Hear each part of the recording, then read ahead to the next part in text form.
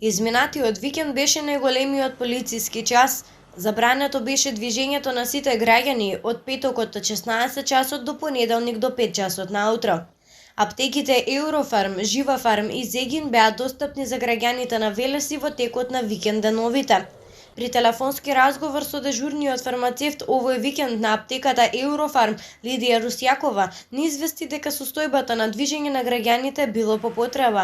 Воглавно сите биле со дозволи, целосно почитувајќи ги мерките за заштита и превенција од COVID-19. Повеќето од пациентите веќе знаат, носат заштитни маски, ракавици, културни се, го одржуваат редот и пристојно растојание еден од друг, а раздвиженоста, кажав, не беше нешто посебно, сите повеќето пациенти беа по потреба, опатени од здравен дом. На почетокот, како и сите аптеки, имавме мали проблеми со недостаток на одредени производи поради обилната побарувачка, со оглед на новонастанатата ситуација со коронавирусот, но за брзо време дојде до регулација. После тоа секогаш имавме доволно од сите производи, информира фармацевтот Лидија Русјакова.